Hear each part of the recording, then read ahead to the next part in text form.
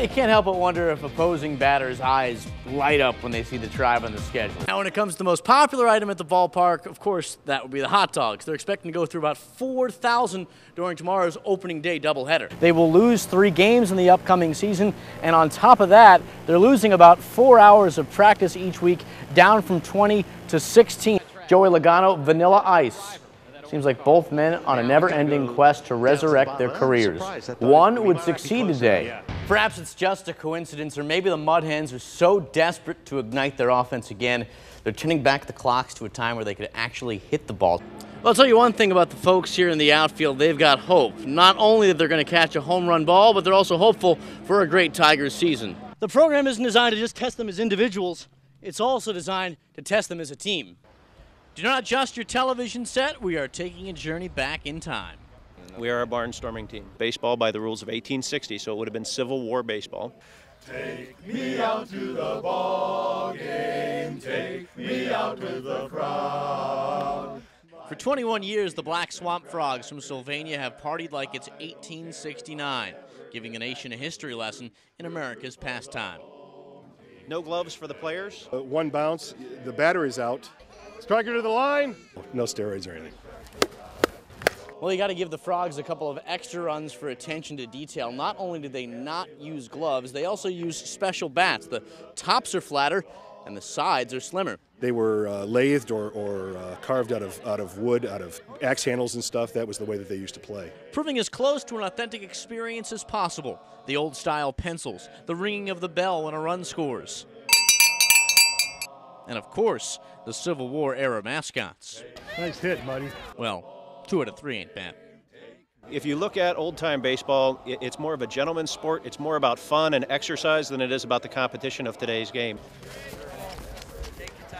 It's a great way to keep guys like me still playing baseball, promoting the game the way it used to be played, the way it was originally played. For it's 1, 2, 3 strikes, you're out at the old ball game. Mike Lacett, T-Sports.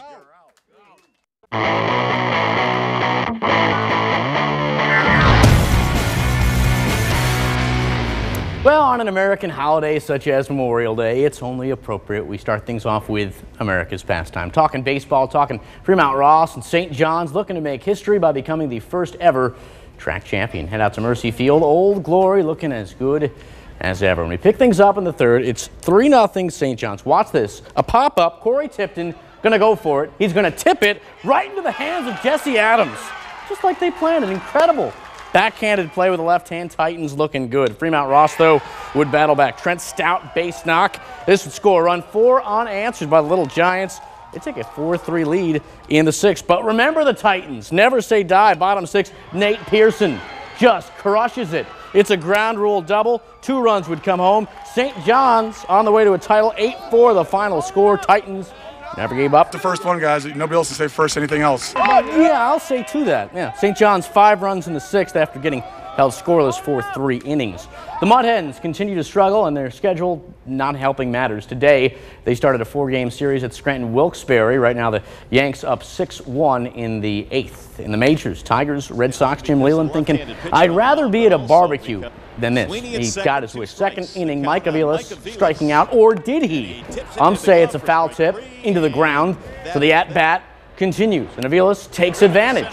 Base knock, Ryan Swinney in to score to break the 1-1 tie. Boston would add a few more runs in the inning, so Leyland obviously not amused by the circumstances. He starts chatting with the ump. The ump doesn't like it, and there goes Leyland. He is done for the day. Red Sox get a 7-4 win. That snaps Detroit's 3-game win streak. Cleveland looking to snap its 3-game losing streak, taking on KC. The fans less enthused to get free t-shirts. Not sure why. 2-1 Royals in the 3rd. Go Chive, go! Jason Kipnis, that's going to bring in some runs. Luke Carlin scores. Shin-Shu Chu scores. Indians go up 3-2. Next batter, Jose Lopez, the old Baltimore chop. Michael Brantley, come on in, then watch this. Kipnis, they think they got him at 2nd, but somehow they missed the tag. How does that happen? Right now, Indians up 6-5 in the 7th inning. And that's T-Sports. I'm Mike Lacett. We'll be right back after this. Before Tom Brady's able to get his hands on a football at this year's Super Bowl, it's got to go through her.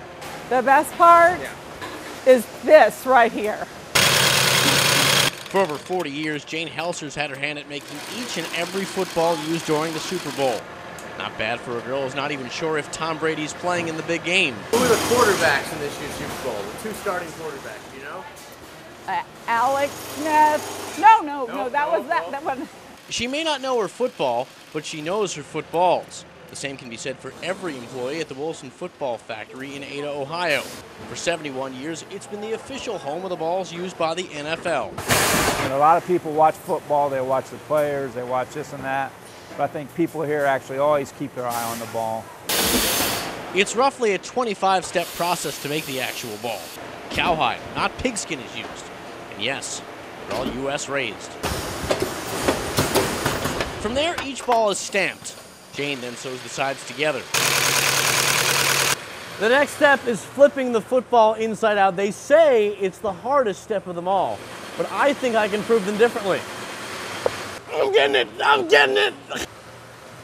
I'm getting it. Am I getting it? No. Then they add what they call bladder to the ball. Lace it shut, mold it, and it's ready to go.